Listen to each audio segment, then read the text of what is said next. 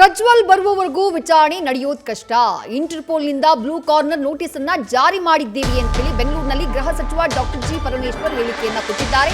ಅಷ್ಟು ಮಾತ್ರ ಅಲ್ಲ, ಎಸ್ಐಟಿ ಸಮರ್ಥ ಇಲ್ಲ, ಕೇಸ್ನ ಸಿಬಿಐಗೆ ನೀಡಬೇಕು ಎನ್ನುವಂತಹ ಎಚ್ಡಿಕೆಗೆ ಟಾಂಗ್ ಅನ್ನ ಕೊಟ್ಟಿದ್ದಾರೆ, ತಿರುಗೇಟನ್ನ ಕೊಟ್ಟಿದ್ದಾರೆ ಗೃಹ ಸಚಿವ doctor G Parameshwar. HDK CM ಆಗಿದ್ದವರು, ಎಸ್ಐಟಿ ಕೆಲಸದ ಬಗ್ಗೆ ಅವರಿಗೆ ಗೊತ್ತಿರುತ್ತೆ, ತನಿಖೆ ಸರಿಯಾದ ದಾರಿಯಲ್ಲಿ ಹೋಗ್ತಾ ಇದೆ, ಸಿಬಿಐನ ಅಗತ್ಯ ಇಲ್ಲ ಅನ್ನುವಂತ ಮಾತನ್ನ ಹೇಳಿದ್ದಾರೆ ಗೃಹ ಸಚಿವರು.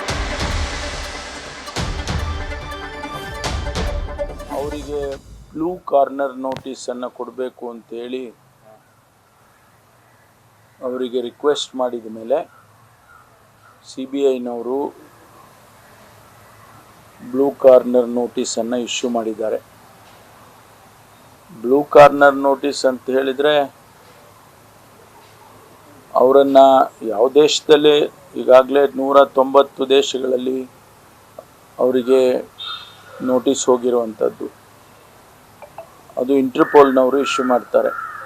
ಸಿ ಬಿ ಐನವರು ಅವರಿಗೆ ರಿಕ್ವೆಸ್ಟ್ ಮಾಡಿಕೊಂಡು ಫ್ರಾನ್ಸ್ನಲ್ಲಿರ್ತಕ್ಕಂಥ ಇಂಟರ್ಪೋಲ್ ಹೆಡ್ ಕ್ವಾರ್ಟರ್ಸ್ನಿಂದ ಇಶ್ಯೂ ಮಾಡ್ತಾರೆ.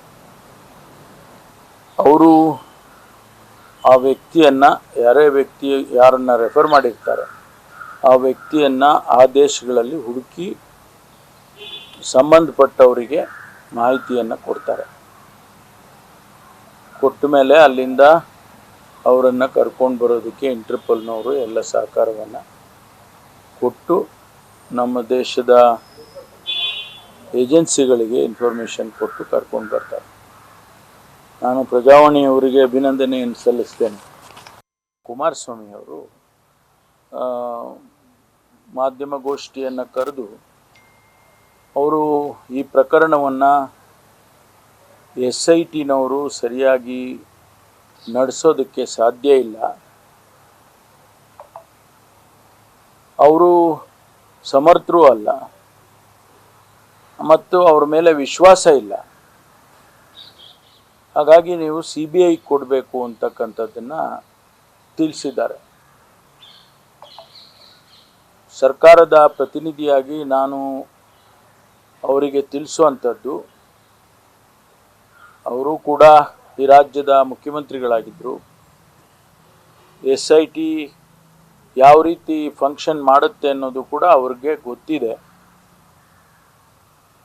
ನಮ್ಮ ಪೊಲೀಸ್ನವರು ಸಮರ್ಥರಿದ್ದಾರೆ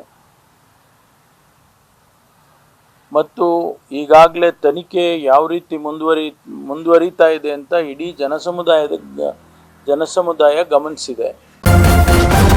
ನ್ಯೂಸ್ ಫಸ್ಟ್ ನಿರ್ಭೀತಿಯಿಂದ ನಿಮ್ಮ ಪರವಾಗಿ.